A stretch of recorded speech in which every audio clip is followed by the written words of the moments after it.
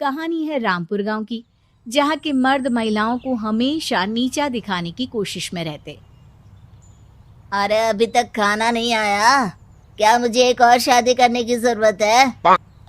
नहीं जी नहीं, ऐसा मत करना, वरना मैं कहाँ जाऊंगी। खाना लेकर मैं अभी आई जी। गांव की पंचायत में भी फैसले हमेशा औरतों के खिलाफ ही रहते। मैं जो फैसला सुनाता हूँ वो भगवान की आज्ञा होती है। इस लड़के ने अपने मन से शादी करके अच्छा नहीं किया। लड़के को घर भेज दो और इसकी शादी इसकी जाति की किसी लड़के से करवा दो, लेकिन ये लड़की, इसे तो गांव के बाहर निकाल दो।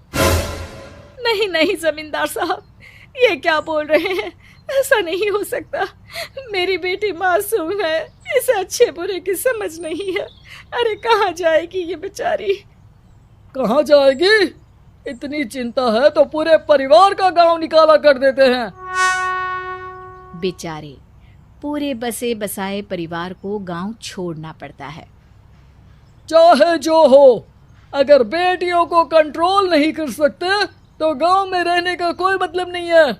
यहाँ औरतों को दब कर रहना होगा।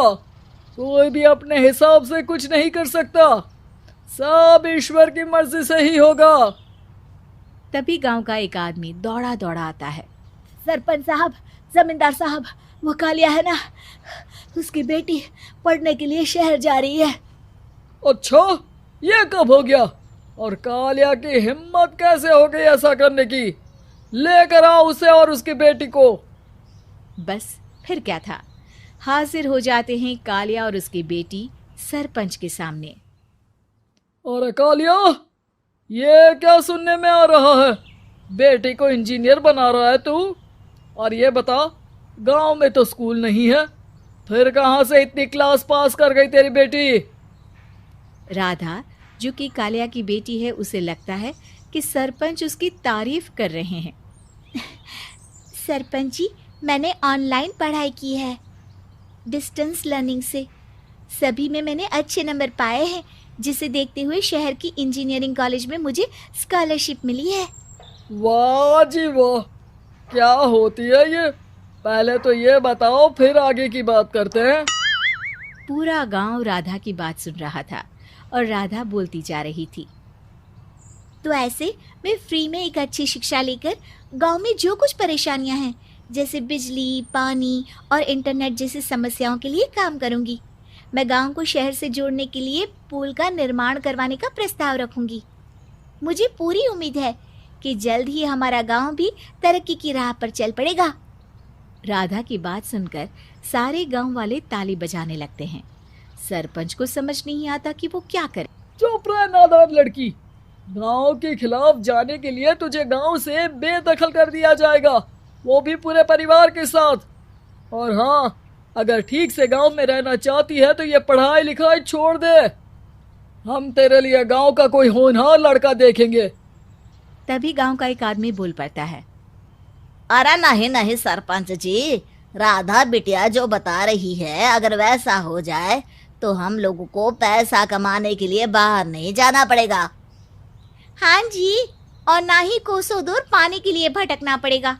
हमारे बच्चे भी अच्छी पढ़ाई कर सकेंगे और आगे बढ़ेंगे, ना कि हमारी तरह खेती करते बैठेंगे। क्यों गांव वालों, राधा बिटिया का साथ देना चाहिए ना। सरपंच देखता है कि गांव राधा के साथ है तो वो चुप हो जाता है। वो घर आकर अपने सलाहकार से बात करता है, जो बहुत ही चालाक किस्म का इंसान होता है। अरे सरपंच साहब, आपको बहुत ही होशियारी से काम लेना पड़ेगा। एक बार गांव तरक्की कर गया, यहाँ के बालक पढ़ लिए तो कोई ना पूछेगा आपको। और फिर ये जो बेटा और बेटी है ना आपके, इनको भी आम लोगों की तरह ही जीवन जीना होगा। हाँ, लेकिन करे तो क्या करे?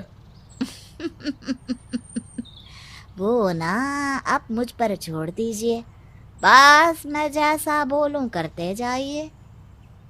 अगले रोज सुबह जब गांव वाले सोकर उठते हैं तो राधा के घर के बाहर और साथ ही वो लोग जिन्होंने राधा का सपोर्ट किया था, उनके घर के आगे लाल रंग से कल आऊंगी लिखा होता है।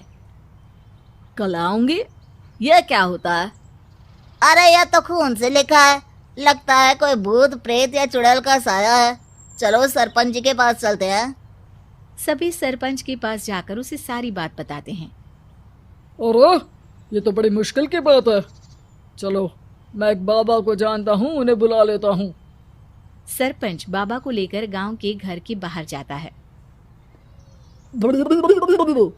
ओहो, तो ये वो चुड़ैल है जो उन लोगों को निशाना बनाते हैं जो गांव को बदलने का सपना देखते हैं। वो गांव को ऐसे ही संपन्न देखना चाहती है। वो नहीं चाहती कि कोई बाहरी यहाँ का कायाकल्प करे। क्या तुम लोगों में से किसी ने गांव को बदलने की सोच रखी है?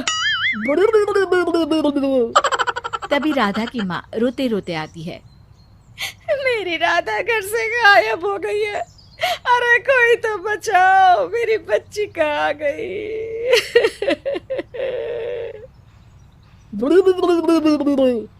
ले गई वो चुड़ैल, तेरी बच्ची को ले गई।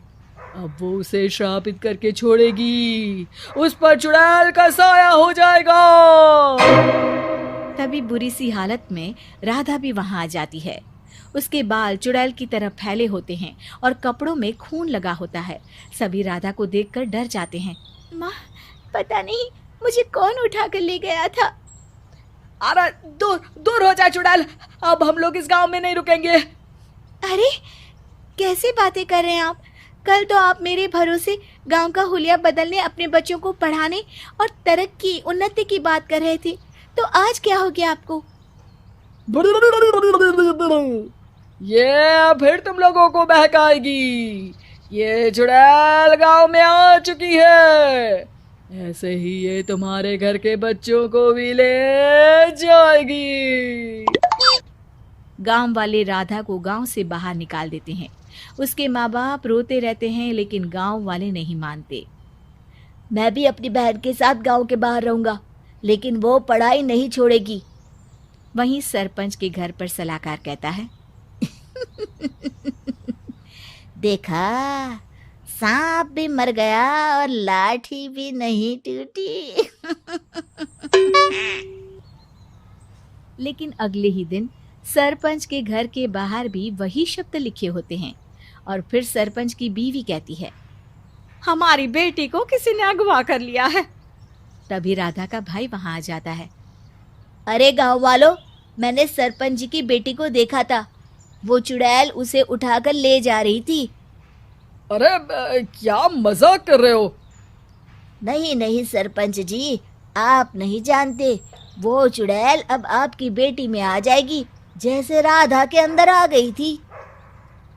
तभी सरपंच की बेटी वैसी ही हालत में वहां आती है जैसे राधा आई थी। पापा, पता नहीं कैसे मैं गायब हो गई थी।